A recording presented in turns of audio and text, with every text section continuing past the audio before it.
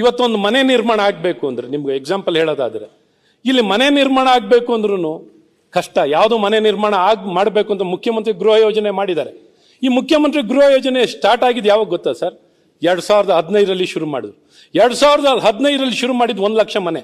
2015ರಲ್ಲಿ ಶುರು ಆಗಿರುವಂಥ 1 ಲಕ್ಷ ಮನೆ ಇವತ್ತಿಗೂ ಅರ್ಜಿ ಕರೆದು ಎಷ್ಟು ಮಂದಿ ಇದ್ದಾರೆ ಗೊತ್ತಾ ಸರ್? 35,000 ಜನ, 45,000 ಜನ ಅರ್ಜಿ ಹಾಕಿರೋದು. ಆ ಅರ್ಜಿ ಹಾಕಿರೋರಲ್ಲೂ ಆ ದುಡ್ಡನ್ನು ಕಟ್ಟಿ ಏನು 5 ಲಕ್ಷ 6 ಲಕ್ಷ ರೂಪಾಯಿ ಕಾಂಟ್ರಿಬ್ಯೂಷನ್ ಫಂಡ್ ಕಟ್ಟಬೇಕಾಗಿದೆಯೋ ಅದನ್ನು ಕಟ್ಟಲಿಕ್ಕೂ ದುಡ್ಡಿಲ್ಲ. ಈ ರೀತಿ ಒಂದು ನಗರದಲ್ಲಿ ಯಾವುದೇ ಸೌಕರ್ಯ, ಒಂದು ಆರೋಗ್ಯದಲ್ಲಾಗಲಿ, ಶಿಕ್ಷಣದಲ್ಲಾಗಲಿ, ಒಂದು ರೇಷನ್ ಕಾರ್ಡ್ ಆಗಲಿ, ಈವನ್ ಭಾರತ ಸರ್ಕಾರದ ಗೈಡ್ಲೈನ್ಸ್ 50% ಇದೆ. ಬೆಂಗಳೂರು ಸಿಟಿನಲ್ಲಿ ಮಿನಿಮಮ್ BPL ಕಾರ್ಡ್ ಕೊಡಬೇಕು ಅಂದ್ರೆ ಇಲ್ಲಿ 25% ಇರೋಲ್ಲ ಸರ್. ಸೊ ಈ ರೀತಿ ಸಮಸ್ಯೆಗಳು ಇರ್ತದೆ. ಹಾಗಾಗಿ ಸ್ಥಳೀಯವಾಗಿ ಬರೀ ಪ್ರಾಪರ್ಟಿ ಟ್ಯಾಕ್ಸ್ ಇಂದನೇ ಒಂದು ನಗರವನ್ನು ನಡೆಸ್ತೀವಿ ಅನ್ನೋಂಥದ್ದು ಸೂಕ್ತ ಅಲ್ಲ. ಹಾಗಾಗಿ ಬೇರೆ ಬೇರೆ ಸೆಸ್ ಫಂಡ್, ಈಗ ಪೆಟ್ರೋಲ್ ಅಲ್ಲಿ ಪೆಟ್ರೋಲ್ ಸೆಸ್ ಫಂಡ್ ತಗೊಂಡಿದ್ದಾರೆ ಸರ್. ಪೆಟ್ರೋಲ್ ಸೆಸ್ ಫಂಡ್ ಅನ್ನ ಬೆಂಗಳೂರಿನಲ್ಲಿ ಮಾತ್ರ ಸೆಸ್ ಫಂಡ್ ಹಾಕೊಂಡಿದ್ದಾರೆ. ಅದು ತಗೊಂಡು ಎಲ್ಲಿಗೆ ತಗೋತಾರೆ ಗೊತ್ತಾ ಸರ್? ಮೆಟ್ರೋ ಕಾರ್ಪೊರೇಷನ್ಗೆ ಸರ್ಕಾರ ದುಡ್ಡು ಕೊಟ್ಟಿದ್ದಾರೆ. ರಾಜ್ಯ ಸರ್ಕಾರದ ಕಾಂಟ್ರಿಬ್ಯೂಷನ್ 1 ರೂಪಾಯಿ ಕೊಟ್ಟಿಲ್ಲ. ಬೆಂಗಳೂರು ನಗರದ ಜನರು ಪೆಟ್ರೋಲ್ ಸೆಸ್, ಡೀಸೆಲ್ ಸೆಸ್ ಏನ್ ಕೊಡ್ತಾರಲ್ಲ, ಆ ಸೆಸ್ಸಿನ ದುಡ್ಡನ್ನೇ ಸ್ಟೇಟ್ ಕಾಂಟ್ರಿಬ್ಯೂಷನ್ ಅಮೌಂಟ್. ಸೊ ಈ ರೀತಿ ನಗರಕ್ಕೆ ಯಾವಾಗ್ಲೂ ಬರೀ ಬಡ್ಜೆಟ್ ಅಲ್ಲಿ ಬಾರಿ ದೊಡ್ಡದು ಓದ್ತಾರೆ. ಮಾತಾಡ್ತಾರಲ್ಲ ನೀವು ಬಿಲ್ ಬಗ್ಗೆ ಮಾತಾಡಿ, ಸಲಹೆ ಇದ್ರೆ ಕೊಡಿ. ಅದಕ್ಕಾಗಿ ಆ ಪ್ರೊವಿಷನ್ಗಳನ್ನ ಇನ್ನೂ ಸರ್ಕಾರದಿಂದ ಈ ಮೋಟರ್ ಟ್ಯಾಕ್ಸ್, ವೆಹಿಕಲ್ ಟ್ಯಾಕ್ಸ್ ಅನ್ನ ಕಲೆಕ್ಟ್ ಮಾಡ್ತಾರಲ್ಲ ಅದ್ರಲ್ಲಿ ಕೊಡ್ಲಿ, ಅಥವಾ ಸ್ಟಾಂಪ್ ಡ್ಯೂಟಿಯಲ್ಲಿ ಕಲೆಕ್ಟ್ ಮಾಡೋದ್ರಲ್ಲಿ ಕೊಡ್ಲಿ, ಎಕ್ಸೈಸ್ ಡ್ಯೂಟಿಯಲ್ಲಿ ಕೊಡ್ಲಿ, ಪೆಟ್ರೋಲ್ ಕಲೆಕ್ಟ್ ಮಾಡಿ ಬೆಂಗಳೂರು ನಗರಕ್ಕೆ ಕೊಡ್ಲಿ. ಹಾಗಾಗಿ ಇದು ಯಾವ್ದು ದುಡ್ಡು ಕೊಡದೆ, ಟ್ಯಾಕ್ಸ್ ಅನ್ನ ಇಲ್ಲಿ ನಮಗೆ ಶೇರ್ ಆಫ್ ಟ್ಯಾಕ್ಸ್ ಅನ್ನ ಕೊಡದೇನೆ ಬರೀ ತಗೊಂಡು ಹೋಗೋದಾಗುತ್ತೆ. ಬಿಲ್ ಬಗ್ಗೆ ಮಾತಾಡಿ. ಬಿಲ್ ಬಗ್ಗೆನೇ ಸರ್. ಫಂಡ್ ಇಲ್ಲಿ ಫೈನಾನ್ಸ್ ಇದ್ರಲ್ಲೇ ಬರುತ್ತಲ್ಲ sir. Okay, financial fund mobilisation ಅಲ್ಲಿ ಇದು ಬರುತ್ತಲ್ಲ ಪ್ರೊವಿಷನ್. ಈ ಫಂಡ್ ಮೊಬಿಲೈಸೇಷನ್ ಬರೀ ಪ್ರಾಪರ್ಟಿ ಟ್ಯಾಕ್ಸ್ ನಲ್ಲೇನೆ ಬೆಂಗಳೂರು ನಗರ ಅಥವಾ ಸ್ಟೇಟ್ ಫೈನಾನ್ಸ್ ಕಾರ್ಪೊರೇಷನ್ ಇಂದ ಬರುವಂತ ಅಲ್ಪ ಸ್ವಲ್ಪ ಹಣ ಬರ್ತದೆ ಅಷ್ಟೇ. ಈ ಅಲ್ಪ ಸ್ವಲ್ಪ ಹಣದಿಂದ ಏನೂ ಆಗಲ್ಲ. ಹಾಗಾಗಿ ಇವತ್ತು ಬೆಂಗಳೂರು ನಗರ ವಿಶೇಷವಾಗಿ ಏನೆಲ್ಲ ಸುಧಾರಣೆ ತರಬೇಕಾಗಿದೆಯೋ ತರುವಂಥದ್ದಾಗ್ಲಿ. ಆದರೆ ಬೆಂಗಳೂರನ್ನ ಮಾತ್ರ ಒಡೆಯುವಂಥ ಕೆಲಸಗಳು ಈ ಸರ್ಕಾರದಿಂದ ಆಗೋದು ಬೇಡ. ಏನಿದ್ರು ಜೋಡಿಸೋದು ಪೊಲಿಟಿಕಲ್ ಬೇಡ, ಅಡ್ಮಿನಿಸ್ಟ್ರೇಟಿವ್ ಡಿಸೆಂಟ್ರಲೈಸೇಷನ್ ಮಾಡಿ ಅಂತ ನಾನು. ಹಾಗೆ ಹಣದನ್ನು ಮೊಬಿಲೈಸೇಷನ್, ಫೈನಾನ್ಸ್, ಟ್ಯಾಕ್ಸ್ ಇಲ್ಲಿ ಜನರೇಟ್ ಆಗೋದ್ರಲ್ಲೂ ಇಲ್ಲಿ ಅವಕಾಶವನ್ನ ಬೆಂಗಳೂರಿನ ಶೇರ್, ಬೆಂಗಳೂರಿಗೆ ಸಿಗ್ಬೇಕಾಗಿರುವಂಥ ಹಣವನ್ನ ಸಿಗೋ ರೀತಿನಲ್ಲಿ ಮಾಡಿಕೊಡಿ. ಈ ಬೆಂಗಳೂರನ್ನ economic engine of the Karnataka, ಈ ಎಕನಾಮಿಕ್ ಇಂಜಿನ್ ಅನ್ನ ಇಲ್ಲಿ ಉಸಿರು ಕಟ್ಟುವಂತ ರೀತಿ ಮಾಡೋದು ಬೇಡ. ಇಲ್ಲಿ ಬಡವರು, ಶ್ರಮಿಕರಿಗೆ ಯಾವುದೇ ರೀತಿಯಾದಂತ ಸರ್ಕಾರದಿಂದ ಒಂದು ಮನೆನೂ ಸಹ ಕೊಡ್ಲಿಕ್ಕೆ ಅವಕಾಶ ಇಲ್ಲದೆ ಎಷ್ಟೇ ವರ್ಷ ಆದ್ರೂ ಮನೆ ಕೊಟ್ಟಿಲ್ಲ ನಾವು ಅದನ್ನು. ವಿಶ್ವನಾಥ್ ಅವರೇ, ನೆಕ್ಸ್ಟ್. ಅಧ್ಯಕ್ಷರೇ, ತಮಗೆ ಧನ್ಯವಾದಗಳನ್ನು ತಿಳಿಸ್ತಾ, ಇವತ್ತೇನು ಉಪಮುಖ್ಯಮಂತ್ರಿಗಳು ಗ್ರೇಟರ್ ಬೆಂಗಳೂರನ್ನ ವಿಧೇಯಕವನ್ನು ಇಲ್ಲಿ ತಗೊಂಡ್ಬಂದಿದ್ದಾರೆ. ನಾನು ಕೂಡ ಸಮಿತಿಯಲ್ಲಿ ಸದಸ್ಯನಾಗಿದ್ದೆ. ಪ್ರಾರಂಭದಲ್ಲೇ ಬೆಂಗಳೂರನ್ನ ವಿಭಜನೆ ಮಾಡದೆ ಏನೇನು ಸಲಹೆಗಳು ಕೊಡಬೇಕು ಅನ್ನೋದನ್ನು ಕೆಲವು ಕೊಟ್ಟಿದ್ದೀನಿ. ಆ ವಿರೋಧ ಪಕ್ಷದ ನಾಯಕರಾದಂಥ ಆರ್ ಅಶೋಕ್ ಅವರು ಮತ್ತು ಅಶ್ವತ್ಥ ನಾರಾಯಣ ಅವರು ಈಗ ಏನು ಹೇಳೋದು ಅದಕ್ಕೆ ಬೆಂಬಲಿಸ್ತಾ ಕೆಲವೊಂದು ವಿಚಾರಗಳು ಏನಾಗ್ಬೋದು ಅನ್ನೋದ್ರ ಬಗ್ಗೆ ಹೇಳ್ತೀನಿ ಅಧ್ಯಕ್ಷರೇ. 500 ವರ್ಷಗಳ ಹಿಂದೆ ಕೆಂಪೇಗೌಡರು ಬೆಂಗಳೂರನ್ನು ಕಟ್ಟಿದ್ರು, ಪೇಟೆಗಳನ್ನು ಕಟ್ಟಿದ್ರು, ಕೋಟೆ ಕತ್ತಗಳನ್ನು ಕಟ್ಟಿದ್ರು. ನಾವೆಲ್ಲ ಕೂಡ ಅದರಲ್ಲಿದ್ವಿ. 4 ಗೋಪುರಗಳು ಎಲ್ಲ ಸರಿ ಐತೆ ಅದರಲ್ಲೆಲ್ಲ ಕೂಡ. ಇವತ್ತು ಬೆಂಗಳೂರನ್ನು 2007ರಲ್ಲಿ ಏನು 6-7 ಪುರಸಭೆಗಳು, ನಗರಸಭೆಗಳಿತ್ತು, ಅವೆಲ್ಲ ಕೂಡ ಬೇರೆ ಬೇರೆ ರೀತಿಯಲ್ಲಿ ಅಡ್ಮಿನಿಸ್ಟ್ರೇಷನ್ ಐತೆ. ಅವೆಲ್ಲವನ್ನು ಸೇರಿಸಿ ಬೃಹತ್ ಬೆಂಗಳೂರು ಮಹಾನಗರ ಪಾಲ್ಬೇಕು ಅಂತೇಳಿ ಅವೆಲ್ಲವನ್ನ ಸೇರಿಸಿ ಒಂದು ಬೆಂಗಳೂರು ಮಾಡಿದ್ವಿ. ಆದರೆ ಇವತ್ತು ನಾವು ಮಾಡ್ತಾ ಇರೋದೇನು ಅಂದರೆ ಮತ್ತೆ ವಿಭಜನೆಯನ್ನು ಮಾಡಿ, ಹಿಂದೆ ನಗರಸಭೆ ಪುರಸಭೆಗಳಿತ್ತಲ್ಲ ಆ ಥರ ಮಾಡಕ್ಕೆ ಹೊರಟಿದ್ದೀವಿ ನಾವು, ಮತ್ತೆ ಎಲ್ಲ ವಿಭಜನೆ ಮಾಡ್ತಕ್ಕಂಥದ್ದು. ಸಮಸ್ಯೆ ಏನಾಗ್ತದೆ, ಇವತ್ತು ಗ್ರೇಟರ್ ಬೆಂಗಳೂರು ಪ್ರಾಧಿಕಾರ ಮಾಡಿರ್ತಕ್ಕಂಥದ್ದು 4-5 ಏನು ನಾವು ಕಾರ್ಪೊರೇಷನ್ ಮಾಡ್ತೀವಿ, ಅದನ್ನು ಕೋಆರ್ಡಿನೇಷನ್ ಮಾಡೋದಕ್ಕೆ ಅಂತ ಇಟ್ಟಿರೋದು.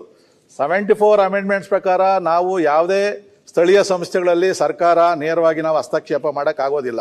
ಉದಾಹರಣೆಗೆ 5 ಕಾರ್ಪೊರೇಷನ್ ಆಯಿತು ಅಂದ್ಕೊಳ್ರಿ, ಏನು ಸಮಸ್ಯೆ ಆಗ್ತದೆ ಅಂತೇಳಿ 5 ಜನ ಮೇಯರ್ಗಳಾಗ್ತಾರೆ. 5 ಮೇಯರ್ಗಳು ಬೇರೆ ಬೇರೆ ಪಾರ್ಟಿಯವರು ಆಗ್ಬೋದು, ಒಂದೇ ಪಾರ್ಟಿನ ಆಗ್ಬೋದು, ಇಲ್ಲ ಬೇರೆ ಬೇರೆ ಪಕ್ಷದ ಮೇಯರ್ಗಳಾಗ್ತಾರೆ. ಸರ್ಕಾರ ಒಂದು ಪಕ್ಷದಿರ್ತದೆ. ನಾಳೆ ಆ ಕಾರ್ಪೊರೇಷನ್ಗಳೇನು ರಚನೆ ಆಗ್ತದೆ, ಆ ಕಲೆಕ್ಟ್ ಆಗುವಂಥ ಟ್ಯಾಕ್ಸ್ಗಳನ್ನು ಇನ್ನೊಂದು ಕಾರ್ಪೊರೇಷನ್ ಕೊಡೋಕ್ಕಾಗೋದೇ ಇಲ್ಲ. ಯಾಕಂದ್ರೆ ಅದು ಅವ್ರ ಅಧಿಕಾರ, ಅವ್ರೇನು ಕಲೆಕ್ಟ್ ಮಾಡ್ತಾರೆ ಅವ್ರು ಖರ್ಚು ಮಾಡ್ಕೊತಾರೆ. ಈಗ ನಾವು ಡಿಲಿಮಿಟೇಷನ್ ಮಾಡಬೇಕಾದ್ರೆ, ಈಗ ಉದಾಹರಣೆ ಮಹದೇವಪುರ, ಕೃಷ್ಣರಾಜಪುರ, ನೀವು ಈ ಕಡೆ ಬೇರೆ ಬೇರೆ ಬೊಮ್ಮನಹಳ್ಳಿ ಇವೆಲ್ಲ ಒಂದು ಕಡೆ ಸೇರಿಸ್ಕೊಂಡ್ರೆ ಶ್ರೀಮಂತವಾದಂಥ ಕಾರ್ಪೊರೇಷನ್ ಆಗ್ತದೆ. ಇದಕ್ಕೆ ಹೇಳೋದೇನು ಅಂತಂದ್ರೆ ಅದಕ್ಕೆ ನಾವು ₹1 ಕೂಡ ತೆಗಿಯಕ್ಕಾಗೋದಿಲ್ಲ. ಯಲಹಂಕ ಇಲ್ಲ ನಮ್ದು ಬಡ ಪ್ರದೇಶ. ಯಲಹಂಕ ನೀವು ಬ್ಯಾಟ್ರಾಯಂಪುರ, ದಾಸರಳ್ಳಿ ಇವೆಲ್ಲ ಸೇರಿಸ್ಬಿಟ್ರೆ ನಮಗೆ ನಾವು ಏನು ಕೇಳಕ್ಕಾಗೋದಿಲ್ಲ. ಈಗಲೇ ಬಡ ಕೂತ್ಕೊಂಡಿದ್ದೀವಿ. ಅಲ್ಲಿ ಏನಾಗ್ತದೆ, ಅವ್ರಿಗೆ ಅನುದಾನದ ಕೊರತೆ ಆದ್ರೆ ಏನ್ ಮಾಡ್ತೀರಿ ಅಂತ ಕೇಳಿದ್ವಿ ನಾವು. ಅವ್ರು ಹೇಳ್ತಾರೆ ರಾಜ್ಯ ಹಣಕಾಸಿನ ಫೈನಾನ್ಸ್ ಆಯೋಗ ಏನಿದೆ ಅದರ ಅಡಿಯಲ್ಲಿ ರಾಜ್ಯ ಸರ್ಕಾರಕ್ಕೆ ಅವ್ರು ಸೂಚನೆ ಏನು ಕೊಡ್ತಾರಂತೆ, ಎಲ್ಲಿ ದುಡ್ಡು ಕಡಿಮೆ ಇದೆಯೋ ನೀವು ಸರ್ಕಾರದಿಂದ ಅವ್ರು ದುಡ್ಡು ಕೊಡ್ರಿ ಅಂತೇಳಿ. ಇವತ್ತು ನಾವು BJP MLAಗಳಿದ್ದೀವಿ, JDS MLAಗಳಿದ್ದೀವಿ, ನಮಗೇನೆ ಅನುದಾನದ ತಾರತಮ್ಯ ನಡೀತಾ ಐತೆ. ಕೆಲವರು ಜಾಸ್ತಿ ಅದು ನಾವಿದ್ದಾಗೂ ಮಾಡಿದ್ದೀವಿ, ತಾವಿದ್ದಾಗೂ ಮಾಡಿದ್ದೀರಿ. ಅದನ್ನ ಇವತ್ತು ನಮಗೆ ₹10 ಕೋಟಿ ಮೊನ್ನೆ ಬೆಂಗಳೂರು ಅಭಿವೃದ್ಧಿ ಕೊಟ್ಟಿದ್ರಿ. ನಾಳೆ ಯಾವ್ದಾನ ಕಾರ್ಪೊರೇಷನ್ಗೆ ಸಂಬಳ ಕೊಡೋಕ್ಕಾಗದೇ ಇರೋಂಥ ಪರಿಸ್ಥಿತಿ ಅಂತ ಐತೆ, ಅದರಲ್ಲೇ ಐತೆ. ಬರದೇ ಇರೋ ಪರಿಸ್ಥಿತಿಯಲ್ಲಿ ಹಣಕಾಸು ಆಯೋಗದಿಂದ ರೆಕಮೆಂಡ್ ಮಾಡ್ಬೋದು ಅಷ್ಟೇ. ನೀವು ರೆಕಮೆಂಡ್ ಮಾಡ್ಬೋದು. ಅಲ್ಲೈತೆ ನೋಡಿ ಅದರದ್ದು 174 ಅನುಚ್ಛೇದದ ಪ್ರಕಾರ ಸರ್ಕಾರಕ್ಕೆ ಸೂಚನೆಯನ್ನು ಕೊಡಬಹುದು ಅಂತೇಳಿ. ನಾಳೆ ಸರ್ಕಾರ ಬಡ್ಜೆಟ್ ಅಲ್ಲಿ ದುಡ್ಡನ್ನು ತೆಗೆದಿಡಬೇಕಾಗ್ತದೆ.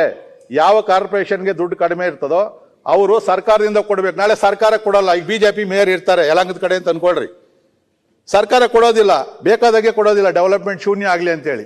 ಯಾರನ್ನೋ ಕೇಳೋದು ನಾವು? ಅದಾಗಲ್ಲ ಅನ್ನೋದು ಏನು ಗ್ಯಾರಂಟಿ ಐತೆ? ಈಗಲೇ ನೋಡ್ತಾ ಇದ್ದೀವಲ್ಲ ನಾವು. ಒಂದು.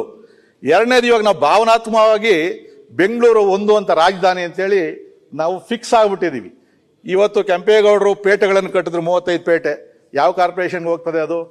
ವಿಧಾನಸೌಧ ಯಾವುದೋ ಇನ್ನೊಂದು ಕಾರ್ಪೊರೇಷನ್ಗೆ ಹೋಗ್ತದೆ. ಕಬ್ಬನ್ ಪಾರ್ಕು, ಲಾಲ್ಬಾಗ್ ಅದೊಂದು ಕಾರ್ಪೊರೇಷನ್ಗೆ ಹೋಗ್ತದೆ. ಧರ್ಮರಾಯ ಸ್ವಾಮಿ ದೇವಸ್ಥಾನ ಐತಿಹಾಸಿಕ ಕರ್ಗ, ಅದಕ್ಕೊಬ್ಬ ಮೇಯರ್ ಸಪರೇಟ್ ಇರ್ತಾರೆ.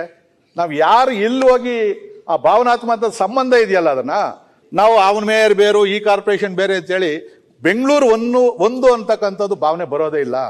ವಿಭಜನೆ ಆಗ್ತದೆ. ಮಾನಸಿಕವಾಗಿ ನಾವು ಒಂದಾಗಕ್ಕೆ ಆಗೋದೇ ಇಲ್ಲ. ಅದರಲ್ಲಿ ಇದು ಸಮಸ್ಯೆ ಐತೆ. ಈಗ ಹೇಳಿದ್ರು ಇಷ್ಟು ದೊಡ್ಡ ಕಾರ್ಪೊರೇಷನ್ ನಡೆಸೋದು ಬಹಳ ಕಷ್ಟ ಅಂತ. 4 ವರ್ಷದಿಂದ ಒಬ್ಬ ಕಮಿಷನರ್ ನಡೆಸ್ತಾ ಇಲ್ವಾ ಬೆಂಗಳೂರಲ್ಲಿ? ಮೇಯರ್ ಇಲ್ಲ, ಕಾರ್ಪೊರೇಟರ್ ಇಲ್ಲ, ನಾವು MLAಗಳು ಯಾರು ಅಲ್ಲಿ ಕರೆಯೋದು ಇಲ್ಲ, ಮೀಟಿಂಗ್ ಕರೆಯೋದು ಇಲ್ಲ. ಕಾರ್ಪೊರೇಷನ್ ನಡ್ಸ್ಕೊಂಡು ಹೋಗ್ತಾ ಇಲ್ವಾ? ಸಮರ್ಥ ನಡೆಸ್ತಾವ್ರಲ್ಲ. ಒಬ್ಬ ಕಮಿಷನರು ಇಷ್ಟು ದೊಡ್ಡ ಬೆಂಗಳೂರನ್ನ ನಡೆಸ್ತಾರೆ ಅಂತಂದ್ರೆ ನೀವು ಅದನ್ನ ಚೆನ್ನಾಗಿ ನಡೆಸ್ತಾವ್ರಲ್ಲ, ಏನ್ ಸಮಸ್ಯೆ ಇಲ್ವಲ್ಲ? ಯಾರು ಇಲ್ದಾಗೆ ನಡೆಸ್ತಾವ್ರೆ ಅಲ್ಲ, ಯಾರು ಇಲ್ದಾಗೆ ನಡೆಸ್ತಾ ಇದ್ದೀರಿ ಅಂತಂದ್ರೆ ಇಡೀ ಸರ್ಕಾರ ನಮ್ದು ಮೇಯರು ಕಾರ್ಪೊರೇಟರ್ ಎಲ್ಲ ಇಡೀ ಬೆಂಗಳೂರಿಗೆ ಬಂದ್ರೆ ಇನ್ನೂ ಚೆನ್ನಾಗಿ ಸಮರ್ಥ ನಡೆಸ್ತೀವಲ್ಲ. ಸಮಸ್ಯೆ ಏನೈತೆ? ಈಗ ಝೋನಲ್ ಕಮಿಷನರ್ ಮಾಡಿದಿರಿ, ಕಮಿಷನರ್ ಕೊಡ್ತಕ್ಕಂಥ ಮ್ಯಾಕ್ಸಿಮಮ್ ಅಧಿಕಾರ ಅವ್ರು ಕೊಡ್ರಿ, ಕೆಲಸ ಮಾಡ್ತಾರೆ ಅವ್ರದ್ದು, ಸಮಸ್ಯೆ ಏನಿಲ್ಲ. ಇವತ್ತು ಇಡೀ ರಾಜ್ಯಕ್ಕೆ ಒಬ್ಬ ಮುಖ್ಯಮಂತ್ರಿಗಳು ಇಡೀ ರಾಜ್ಯವನ್ನು ನಡೆಸ್ತಾ ಇಲ್ವಾ? ಏನವ್ರ ಅಸಮರ್ಥರ? ಆತರ ಒಂದು ಬೆಂಗಳೂರನ್ನು ನಡೆಸೋದು ದೊಡ್ಡ ಸಮಸ್ಯೆ ಏನಲ್ಲ. ಇದು ಬಹಳ ದೊಡ್ಡ ಇದಾಗ್ತದೆ ಅಧ್ಯಕ್ಷರೇ. ಈಗ ಸ್ಕೀಮ್ಗಳು ಮಾಡ್ತಾರೆ ಅನ್ಕೊಡ್ರಿ. ಈ ಉದಾಹರಣೆ ನಮ್ಮ ರಾಜ್ಯ ಸರ್ಕಾರದಲ್ಲಿ ಗ್ಯಾರಂಟಿ ತಂದಿದ್ದೀರಿ, ಇನ್ನೊಂದು ರಾಜ್ಯದಲ್ಲಿ ತಂದಿಲ್ಲ. ಇಲ್ಲೇನಾಗ್ತದೆ, ನಾಳೆ ಗೆದ್ದಂತ ಮೇಯರ್ಗಳು ಅವರ ವ್ಯಾಪ್ತಿಯಲ್ಲಿ ಏನ್ ಮಾಡ್ತಾರೆ, ಯಾವ್ದೋ ಒಂದು ಫ್ರೀ ಸ್ಕೀಮ್ ಮಾಡ್ತಾರೆ. ಹಾಲ್ ಫ್ರೀ ಕೊಡ್ತೀನಿ ಅಂತಾನೆ, ಪೆಟ್ರೋಲ್ ಇನ್ನೂ ರೇಟ್ ಕಮ್ಮಿ ಮಾಡ್ತೀನಿ ಅಂತಾನೆ, ಟ್ಯಾಕ್ಸ್ ಕಮ್ಮಿ ಮಾಡ್ತಾನೆ. ಪಕ್ಕದ ಕಾರ್ಪೊರೇಷನ್ ದುಡ್ಡು ಇರೋಲ್ಲ, ಅವ್ನು ಮಾಡಲ್ಲ. ಏನಾಗ್ತದೆ ಅವಾಗ? ಸರ್ಕಾರ ಗ್ರೇಟರ್ ಬೆಂಗಳೂರು ಅಧ್ಯಕ್ಷರಾಗಿ ಕುಂತಿರ್ತೀವಲ್ಲ, ಅವ್ರು ಏನ್ ಮಾಡ್ತಾರೆ? ಹೆಂಗ್ಸರ್ ಮಾಡ್ತೀರಿ, ನೀನು ಕೊಡಬೇಡ ನಿನ್ ಸ್ಕೀಮ್ ಅಂತ ಹೇಳಕ್ ಆಗ್ತದೆ. ಅವ್ನು ಹೇಳ್ತಾರೆ ನಾನ್ ಮೇಯರ್. ಒಂದೇ ನಿಮಿಷ ಅಲ್ಲ, ಇದು valid point, very good point. ಈಗ ಕಾರ್ಪೊರೇಷನ್ ಅಲ್ಲಿ ಒಂದು ಕಾರ್ಪೊರೇಷನ್ ಅಲ್ಲಿ ಅವರು ನಾವು ಹಾಲ್ ಫ್ರೀ ಕೊಡ್ತೀರಿ, ಬಾಡಿಗೆ ನೀವು ಯಾರ್ಯಾರು ಬಾಡಿಗೆ ಇದ್ದೀರೋ ಆ ಬಾಡಿಗೆ ನಾವು ಅರ್ಧ ಕಟ್ಕೊಡ್ತೀರಿ ಅಂತ ಇಟ್ಕೊಳ್ಳಿ ಸುಮ್ನೆ. ಇನ್ನೊಂದು ಕಾರ್ಪೊರೇಷನ್ ಅಲ್ಲಿ ನಾವು ಮಾಡಲ್ಲ ಅಂತ ಇಟ್ಕೊಳ್ಳಿ, ಅಲ್ಲಿರೋ ಬಾಡಿಗೆ ಮನೆಯವರೆಲ್ಲ ಇಲ್ಗೋಡ್ ಬಂದ್ಬಿಡ್ತಾರೆ ಮೇಲೆ, ಅಲ್ವಾ? ಹೌದು. ಇಲ್ಲಿ ಎಲ್ಲ ಫ್ರೀ ಸಿಗ್ತೈತಲ್ಲ, ಎಲ್ಲ ಬೇರೆ ರಾಜ್ಯಗಳಿಂದ ಬರಕ್ ಆಗದೆ ಇರ್ಬೋದು, ಇಲ್ಲಿ ಪಕ್ಕನೇ ಅಲ್ವಾ? ಒಂದು ರೋಡ್ ಎಗರಿದ್ರೆ ಇನ್ನೊಂದು ಕಾನ್ಸ್ಟಿಟ್ಯೂನ್ಸಿ, ಒಂದು ರೋಡ್ ಎಗರಿದ್ರೆ ಇನ್ನೊಂದು ಕಾರ್ಪೊರೇಷನ್. ಅವಾಗ ಈ ಎಲ್ಲ ಇಲ್ಲೋಡ್ ಬಂದ್ಬಿಟ್ರೆ ಕತೆ ಏನು? ಆ ಕಾರ್ಪೊರೇಷನ್ ಕತೆ ಏನು? ಈಗೆಲ್ಲ ಅಲ್ಲ ಅಲ್ಲ ಆಲೋಚನೆ ಮಾಡಿದ್ರೆ ಏನು ಕೂಡ ಆಗ್ಲಿಕ್ಕೆ ಇಲ್ಲ. ಇಂಥದ ಆಲೋಚನೆ ಯೋಚನೆ ಮಾಡಬೇಕು. ಅದಕ್ಕೆ ಪ್ಲಾನಿಂಗ್ ಕಮಿಷನ್ ಇರೋದು, ಅದಕ್ಕೆ ನಾವೆಲ್ಲ ಕೂತಿರೋರು, ಇಲ್ಲಿ ಕಾನೂನು ಮಾಡೋರು ನಾವೆಲ್ಲ ಅದನ್ನ ಯೋಚನೆ ಮಾಡ್ಲಿ ಅಂತಾನೆ ನಮ್ಮನ್ನ ಇಲ್ಲಿ ಕೂತಿರ್ಸಿರೋದು. ನಾವೇ ದಡ್ರ ತರ ನಾವು ಮಾಡ್ಬಿಟ್ರೆ ಹಿಂಗೆಲ್ಲ ತೊಗಲಕ್ ದರ್ಬಾರ್ ಮಾಡಿದ್ರೆ ಆಮೇಲೆ ಅದೇ ತೊಗಲಕ್ ಯಾವನ ಮಾಡನಲ್ಲ, ಡೆಲ್ಲಿಯಿಂದ ಆಗ್ರಾಯಿಂದ ಡೆಲ್ಲಿ, ಆ ಕತೆ ಆಗ್ತೈತೆ ನಮ್ ಕತೆ. ಯಾರೋ ತೊಗಲಕ್ ಹಂಗೆ. ಇದು ವಿಶ್ವನಾಥ್ ಹೇಳಿದ್ಕೆ ನನಗೆ ಜ್ಞಾಪಕ ಬಂದಿರಲಿಲ್ಲ. ಅದಕ್ಕೆ 100% ಇದೆಲ್ಲ ಆಗ್ತೈತೆ. ಅತಿರೇಕಕ್ಕೆ ಹೋಗ್ತಾರೆ, ಅತಿರೇಕಕ್ಕೆ ಹೋಗ್ತಾರೆ. ಅದ್ರ ಬಗ್ಗೆ ಎಚ್ಚರಿಕೆ ಇರಬೇಕು. ಈಗ ನಮ್ಮ ವಿಶ್ವನಾಥ್ ವೈಫು ಜಿಲ್ಲಾ ಪಂಚಾಯತಿ ಮೆಂಬರ್ ಅಲ್ವಾ? ನಾನು ಮೆಂಬರ್ ಆಗಿದ್ದೆ. ನೀನು ಮೆಂಬರ್ ಆಗಿ. ನಾನು ಜಿಲ್ಲಾ ಪಂಚಾಯತಿ ಪರಿಷತ್ ಮೆಂಬರ್. ನಾನು ಆಗ 8 ಅಸೆಂಬ್ಲಿ ಕ್ಷೇತ್ರ ಇತ್ತು. ಹಿಂದೆ ಇಡೀ ಜಿಲ್ಲೆ ಇತ್ತು. ನಾವೆಲ್ಲ ಬೆಂಗಳೂರು ಜಿಲ್ಲೆಯವರು.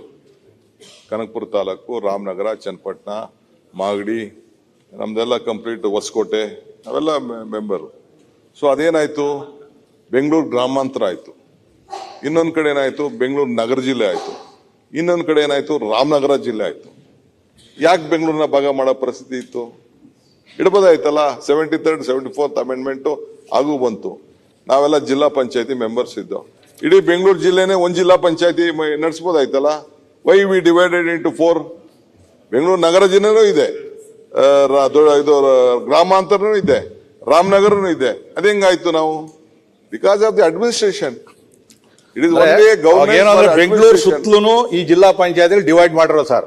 ಯಾಕಂದ್ರೆ ಬೆಂಗಳೂರು ಕಾರ್ಪೊರೇಷನ್ ಸುತ್ತಲೂ ಇರೋದ್ರಿಂದ ಆಲ್ ಅರೌಂಡ್ ಜಿಲ್ಲಾ ಪಂಚಾಯತಿ ಮಾಡಿದ್ರೆ ಓಡಾಡೋದಕ್ಕೆ ಬೇರೆ ಬೇರೆ ಕಾರಣದಿಂದ ಡಿವೈಡ್ ಮಾಡಿದ್ವಿ. ನಿಮ್ ಕಾಲದಲ್ಲಿ 95 ಇಸ್ವಿನಲ್ಲಿ ಜಿಲ್ಲಾ ಪರಿಷತ್ ಏನಿತ್ತು ಸಮೃದ್ಧವಾಗಿತ್ತು. ಸ್ಟಾಂಪ್ ಡ್ಯೂಟಿ ಎಲ್ಲ ನಿಮ್ಗೆ ಕೊಡ್ತಾ ಇದ್ರು. ಇವತ್ತು ಜಿಲ್ಲಾ ಪಂಚಾಯತಿ ಮೆಂಬರ್ 5 ಲಕ್ಷ ರೂಪಾಯಿ ಬರಲ್ಲ, ವರ್ಷಕ್ಕೂ 5 ಲಕ್ಷ ರೂಪಾಯಿ ಬರೋದಿಲ್ಲ.